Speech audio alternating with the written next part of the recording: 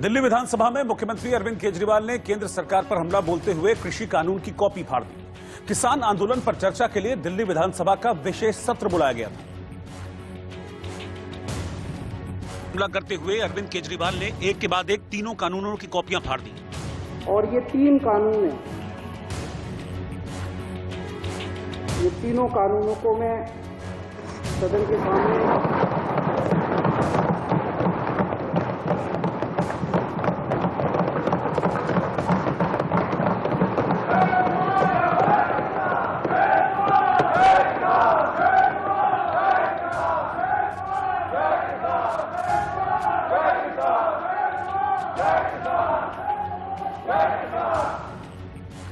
इन दोनों कानूनों को फाड़ते हुए मुझे बेहद दर्द हो रहा है। मेरा बिल्कुल मकसद नहीं था इसे फाड़ना, लेकिन आज जब मेरे देश का किसान सड़कों के ऊपर 2 डिग्री टेम्परेचर के अंदर सड़कों पे सो रहा है और वो तकलीफ में है, तो मैं अपने देश के किसान और अपने देश के जवान के साथ गद्दारी नहीं कर सकता। मैं भी पहले ही देश का नागरिक हूँ, मुख्यमंत्री बाद में हूँ। तो आज इन तीनों कानूनों को ये विधानसभा खारिज करती है और केंद्र सरकार से अपील करती है कि किसानों की बात मानते हुए अंग्रेजों से बदतर मत बने। अंग्रेजों ने 9 महीने में कानून वापस ले लिए थे, आप कम से कम आजादी की इतनी तो इज्जत रख लो कि 20 दिन के बाद अब इन कानूनों को वापस। सदन में इधर नाटकीय अंदाज में कानून की कॉपी टुकड़े टुकड़े हुई, उधर नारेबाजी शुरू हो गई।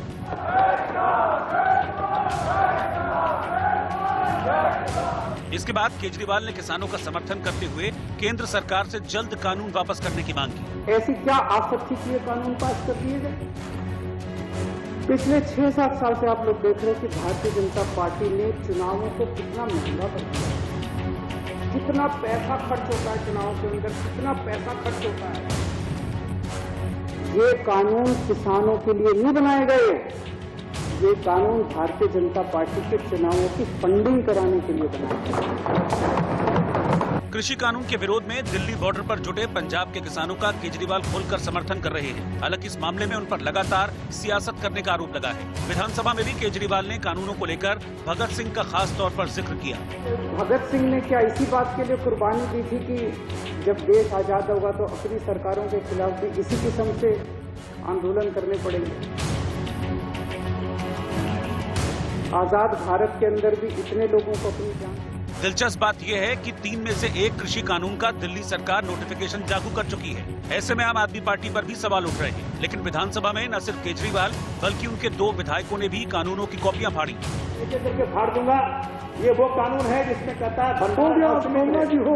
भंडारण असीमित वाला कानून को मैं यहाँ फाड़ करके मोदी जी को बताना चाहता हूँ, ये अहित नहीं चलेगा, ये भारत। इतना ही नहीं, केजरीवाल ने पीएम मोदी के बयान पर तीखा पलटवार किया। कहा जा रहा है कि किसानों को भ्रमित किया जा रहा है। किसानों को भ्रमित नहीं किया जा रहा, भाजपाइयों को भ्रमित किया जा रहा है। सारे भाजपाइयों को अफीम खिला दी है और अफीम खिला के कह दिया ये रट के बस।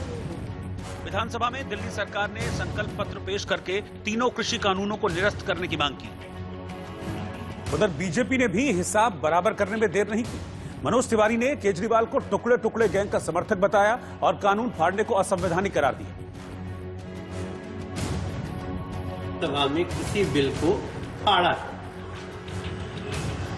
मैं समझता हूं ये एक असंवैधानिक कदम है।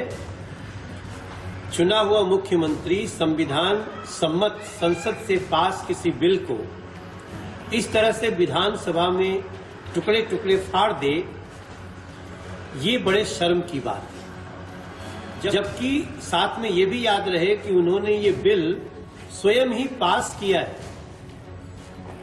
उसके बाद इस तरह का नाटक क्यों? और इस बीच किसानों को सड़कों से हटाने की अर्जी पर सुप्रीम कोर्ट में दोबारा सुनवाई। इस दौरान कोर्ट ने सरकार और किसान दोनों को सलाह दी है। मसलन सरकार से कहा है कि कृषि कानूनों को होल्ड करने की संभावना आप तलाशें। वहीं किसानों को नसीहत दी है कि अपने विरोध का तरीका बदलें। कोर्ट ने साफ किया कि वो अभी कृषि कानूनों की वैधता पर फैसला नहीं करेंगे। वो किसानों के प्रदर्शन और नागरिकों के बुनियादी हक से जुड़े मुद्दे पर ही फैसला सुनाएंगे। लेकिन हम कानूनों के खिलाफ प्रदर्शन करने के बुनियादी हक को मानते हैं और इसे छीनने का कोई सवाल नहीं उठता। बात सिर्फ यही है कि इससे किसी की जान को खतरा नहीं होना चाहिए, ये सुप्रीम कोर्ट में कहा गया। लेकिन प्रदर्शन के तरीकों पर सुप्रीम कोर्ट ने कहा कि हम गौर करेंगे, हम केंद्र से कहेंगे कि जिस तरह से प्रदर्शन किया जा रहा है उसमें थोड़ी तब्दीली लाएं, ताकि इससे जो आवाजाही करने वाले लोग हैं उनके अधिकारों पर कोई असर न पड़े। साथ ही कहा कि केंद्र सरकार और किसानों को बातचीत करनी चाहिए। हम इस पर विचार कर रहे हैं कि एक निष्पक्ष और स्वतंत्र कमेटी बनाई जाए ताकि दोनों पक्ष उसमें अपनी बात रख सकें। इस कमेटी में पी साईनाथ, भारतीय किसान यूनियन जैसे लोगों को मेंबर बनाया जा सकता है।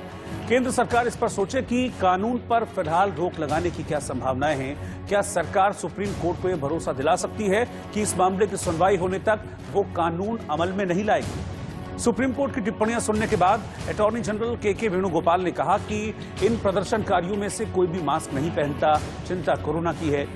किसान दूसरों के बुनियादी हक का हनन नहीं कर सकते। उधर आंदोलन के 22वें दिन दिल्ली के अलग अलग बॉर्डर पर किसान जोश के साथ ठंड में डटे नजर आए और सुप्रीम कोर्ट का सम्मान करते हुए सरकार से काला कानून वापस लेने की एक बार फिर से अपील। भारतीय किसान यूनियन के राष्ट्रीय अध्यक्ष नरेश टिकैत जी जुड़ने जा रहे हैं। हालांकि उससे पहले मैं आपको यहाँ तस्वीरें दिखाऊं, ये नेशनल हाईवे 9 पर किसानों का उमड़ा हुआ हुजूम इस बात को दिखा रहा है कि सरकार से जो दो टूक बात होने की रणनीति है वो यहाँ पर तैयार होने वाली है। तो कुल मिलाकर आप स्थिति को समझ सकते हैं।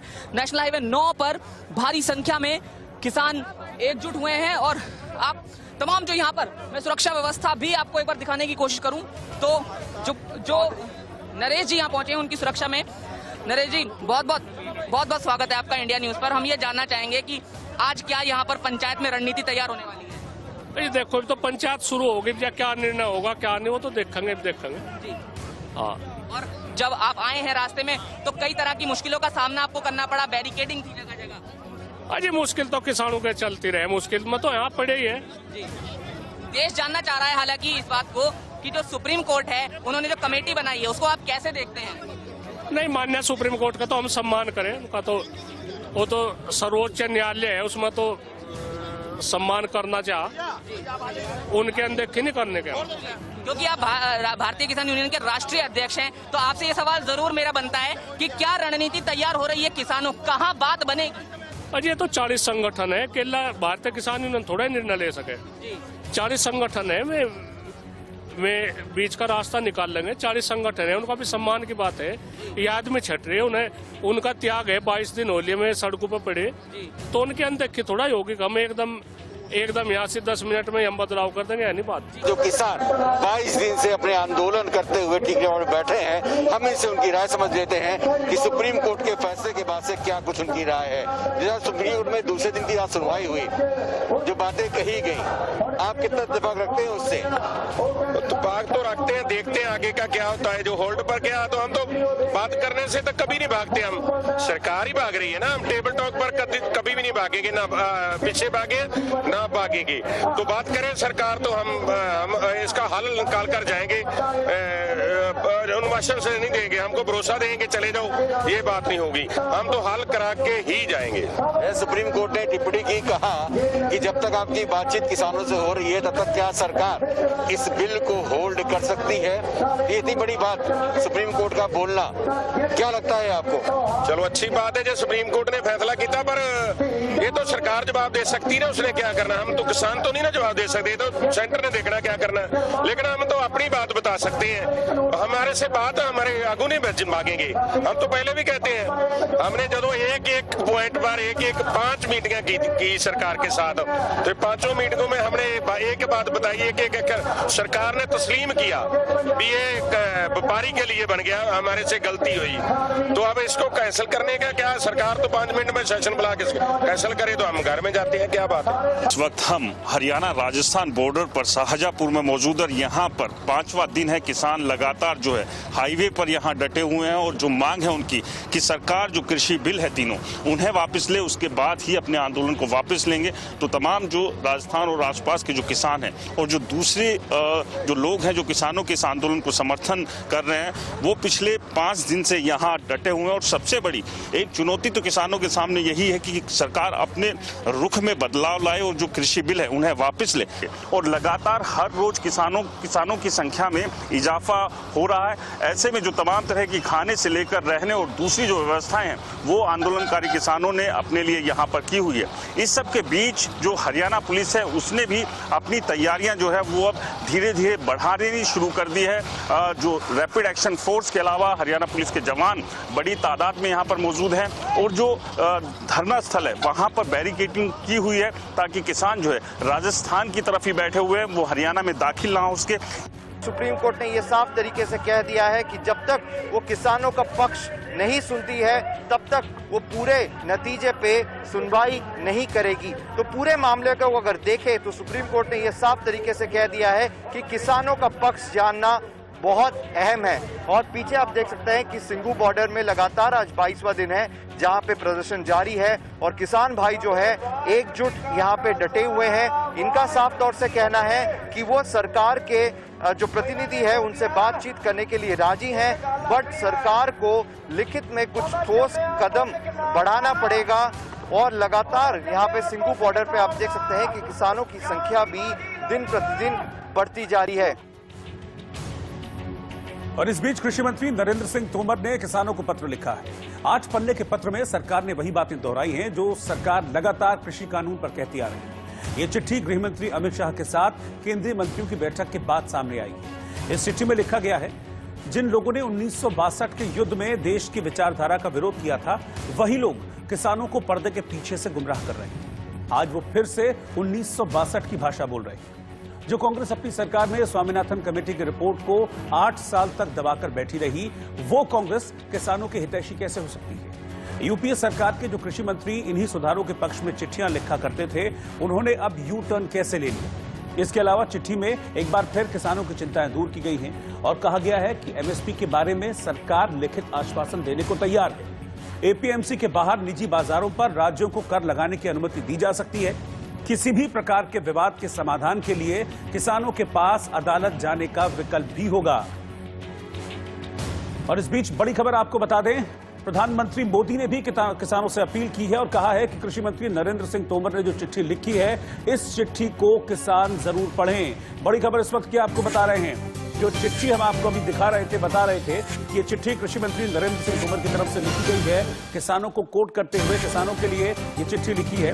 उसी को प्रधानमंत्री नरेंद्र मोदी ने भी ट्वीट किया है और कहा है कि कृषि मंत्री की इस चिट्ठी को किसान जरूर पढ़ें। कृषि मंत्री ने पत्र लिखकर अपनी भावनाएं प्रकट की हैं। कृषि मंत्री ने किसानों से विनम्र संवाद का प्रयास किया है। ये अपने ट्वीट में प्रधानमंत्री नरेंद्र मोदी ने लिखा है।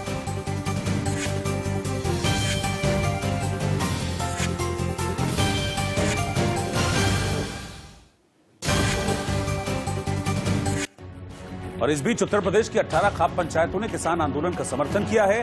बालियान खाप के चौधरी नरेश टिकैत ने कहा कि अगर सरकार कृषि कानून वापस नहीं लेती है तो आने वाले चुनाव में बीजेपी को बड़ा नुकसान होगा। इतना ही नहीं, उन्होंने सुप्रीम कोर्ट की पहल का स्वागत भी किया है। तो निर्णायक कमेटी है, जो हमारी जरूरत पड़ेगी तो हम भी तैयार हैं। फैसला होना चाह, सरकार भी 2 कदम पीछे हटे, हम भी हटेंगे तो निपटाना चाह। माननीय सुप्रीम कोर्ट का हम कदर करें, जिस तरह से सुप्रीम कोर्ट चाह तो होना चाह। बात नहीं है तो कमेटी तो छट रही है, ये फिर करेंगे। आज फिर शुरुआत करो। किसानों के साथ जवान भी ठंड में दिल्ली के बॉर्डर पर तैनात हैं ताकि आंदोलन में किसी भी तरह का उपद्रव न हो सके। ये रिपोर्ट देखिए।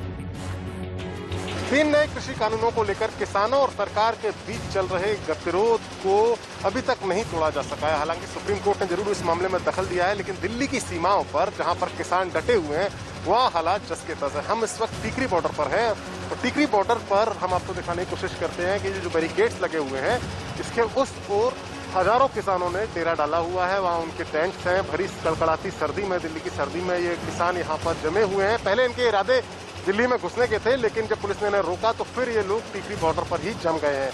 बैरिकेड्स के इस तरफ जो सुरक्षा व्यवस्था है उसको अब काफी ज्यादा बढ़ा दिया गया है। हम ये खास तौर से दर्शकों को बताना चाहेंगे कि जो केंद्रीय पुलिस बल है उनकी तैनातियां काफी बढ़ गई है। ये जो तस्वीरों में दिखाई दे रहे हैं ये CISF के जवान यहाँ पर हैं, यानी जो सेंट्रल इंडस्ट्रियल सिक्योरिटी फोर्सेस है उसके जवान यहाँ पर हैं, और इसके अलावा न सिर्फ CISF के जवान हैं बल्कि यहाँ तस्वीरों में हम दिखाने की कोशिश करेंगे ITBP के जवान, जिसका कि मुख्य काम होता है जो भारत और तिब्बत की सीमा या भारत और चीन की सीमा है वहाँ की सुरक्षा करना। वो ITBP के जवान भी यहाँ टिकरी बॉर्डर पर सुरक्षा में तैनात हैं। लेकिन ये महज सिर्फ ये 2 सुरक्षा बल के जवान नहीं है, इसके अलावा भी यहाँ पर है। आपको दिखाते हैं, ये जो नीली वर्दी में है ये रैपिड एक्शन फोर्स के जवान हैं जिनको कि यहाँ पर तैनात किया गया है। तो इस बैरिकेड्स के इस तरफ CISF के जवान हैं और इस तरफ रैपिड एक्शन फोर्स के जवान हैं। इनके अलावा CRP के जवानों को भी यहाँ तैनात किया गया है और उनकी भूमिका थोड़ी सी अलग दिख रही है। जैसा कि तस्वीरों में आप देखेंगे कि उनके जो CRP के जवानों के साथ साथ उनके पास जो ये सफ़ेद बैग्स हैं इसमें आंसू गैस के गोले हैं। तो हर तरह की कंटिजेंसी से निपटने के लिए सरकार के द्वारा यहाँ पर इंतजाम किए गए हैं और इन सब के पीछे का जो सुरक्षा चक्र है वो पूरा दिल्ली पुलिस के हवाले है। एक और बात यहाँ पर खास यहाँ पर देखने को मिली, ये जो गाड़ी है ये पिछले दिनों यहाँ पर नहीं थी, ये वाटर कैनन की गाड़ी है, ये पीछे रहती थी, लेकिन अब इसको बाहर लाकर आगे लाकर एकदम से बैरिकेड्स के पास ही खड़ा कर दिया गया है। यानी अगर कोई ऐसे हालात पैदा होते हैं जिसमें अगर किसान बैरिकेड तोड़कर दिल्ली में घुसने की कोशिश करते हैं तो तुरंत उस पर काबू पाने के लिए वाटर कैनन की गाड़ी को यहाँ खड़ा किया गया। इसके अलावा ये क्रेन भी यहाँ खड़ी की गई है ताकि अगर जो ट्रैक्टर वगैरह जितने भी वाहन है किसानों के उनको अगर अंदर घुसने की कोशिश करें तो उनको रोकने की अवरोध पैदा किया जा सके। एक तरफ किसान कृषि कानूनों का विरोध कर रहे हैं, वहीं दूसरी ओर बिहार के किसान को नए कानून की वजह से अपनी फसल के 10 गुना से ज्यादा कीमत मिल गई। समस्तीपुर के किसान ने बाजार में सही भाव नहीं मिलने पर खेत में ही गोभी की फसल को नष्ट करने का फैसला कर लिया था। तो में ट्रैक्टर चलाना शुरू कर दिया। जिस फसल को मेहनत मशक्कत से उगाया था उसे खत्म करने के सिवा किसान के पास कोई रास्ता नहीं था, क्योंकि बाजार में इस गोभी की जो कीमत मिल रही थी उससे लागत भी नहीं निकल सकती थी, फिर बाजार में ले जाने का खर्च भी देना पड़ता। यही सोचकर किसान ओम प्रकाश यादव ने खड़ी फसल को खेत में ही नष्ट करने का इरादा कर लिया। फसल हमने नष्ट किया है, उसका जो बाजार रेट चल रहा है उसका जो खर्च हमको लगता कटवा के पैक करवा के ले जाने में वो भी ऊपर नहीं हो रहा था, इसीलिए तो हमने नष्ट कर दिया। लेकिन हमें डर इस बात का सता रहा है कि जो हम बैंक से लोन लिए हुए हैं उसका तगादा हो रहा है, हम पैसा कहाँ से चुकता करेंगे, कहीं से कोई हमको मदद की आस नहीं है। इसी में किसान आत्महत्या कर लेती है। जिस तरह का तगादा होता है, कर्ज होता है, लेकिन अभी तक हमको कहीं से कोई मदद की उम्मीद नहीं है। किसान की बेबसी की तस्वीरें मीडिया में आईं और फिर चमत्कार हो गया। बिहार से आने वाले केंद्रीय मंत्री रविशंकर प्रसाद की नजर इस तस्वीर पर पड़ी और उन्होंने इस मामले में अपने विभाग के कॉमन सर्विस सेंटर को निर्देश दिया। CSC ने ओम प्रकाश यादव से संपर्क किया और CSC के डिजिटल प्लेटफॉर्म ई-किसान मार्ट पर फसल को डाला गया। दिल्ली के खरीदार ने गोभी का 10 रुपए प्रति किलो मूल्य ऑफर किया। ओम प्रकाश यादव ने अपनी कुछ फसल तो नष्ट कर दी थी, लेकिन जो बच गई उसकी अच्छी कीमत उन्हें मिल गई और ट्रांसपोर्ट का खर्च भी नहीं देना पड़ा। रविशंकर प्रसाद ने ट्वीट किया, किसान और खरीदार की आपसी सहमति से कुछ ही घंटों में किसान के बैंक खाते में आधी राशि एडवांस के रूप में पहुंच गई। सरकार के नए कृषि कानूनों ने किसान को अपनी फसल कहीं भी बेचने की आजादी दे दी है। बिहार का ये किसान जिसे स्थानीय मंडी में मिल रहे दाम से निराश होकर अपनी फसल नष्ट करने पर मजबूर होना पड़ा था, अब स्थानीय दाम से 10 गुना अधिक दाम पर दिल्ली में अपनी फसल बेच पाया है। केंद्रीय मंत्री ने किसान से कहा कि वो अपना अनुभव दूसरे किसानों को भी बताए, जिससे उन्हें फायदा हो। दिल्ली से करीब 150 किलोमीटर दूर यूपी के हाथरस में नकली मसाले का कारोबार धड़ल्ले से चलाया जा रहा था। जाने माने ब्रांड के पैकेट्स में नकली मसाले भरकर उसे मार्केट में बेचा जा रहा था। इसका खुलासा तब हुआ जब नकली मसालों की एक अवैध फैक्ट्री पर प्रशासन और खाद्य विभाग की टीम ने छापा मारा। दिल्ली के अंदर जांच शुरू की तो हैरान रह गई, क्योंकि अलग अलग पैकेट में मसालों में मिलावट का हर सामान रखा हुआ था। किसी में लकड़ी का बुरादा था तो किसी में गोबर। बारीक पीसी हुई ये चीजें मसालों में आसानी से मिल जाती हैं। इतना ही नहीं, नकली मसालों को असली दिखाने के लिए रंग का भी इंतजाम था। लाल रंग के इस्तेमाल से लाल मिर्च तैयार की जा रही थी, पीला रंग हल्दी के लिए प्रयोग हो रहा था। बुरादा और दूसरी चीजों को मिलाकर गर्म मसाला तैयार करने का फॉर्मूला भी वहाँ मौजूद था।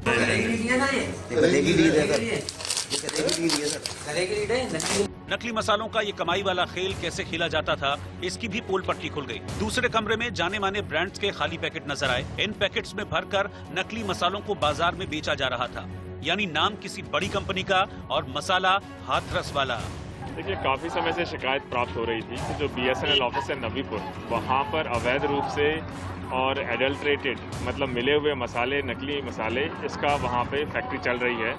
और उसी क्रम में कल लगभग 10:30-11 बजे के आसपास वहाँ पे फूड इंस्पेक्टर के साथ दबिश दी गई और शिकायत सत्य पाई गई। मौके पर फैक्ट्री जो ओनर हैं अनूप वाशने जी, वो वहाँ पर उपस्थित पाए गए और करीब 1000 से ऊपर खाली पाउच मिले जो कि पैकिंग के लिए इस्तेमाल में लिए जाते थे अलग अलग कंपनियों के। खाद्य विभाग को नकली मसाले की फैक्ट्री की खबर मिली। छापा मारने पर पता चला कि फैक्ट्री मालिक के पास मसाला बनाने का लाइसेंस ही नहीं है, लेकिन प्रशासन की नाक के नीचे वो बुरादे और गोबर से बने मसाले बना रहा था और बेच रहा था।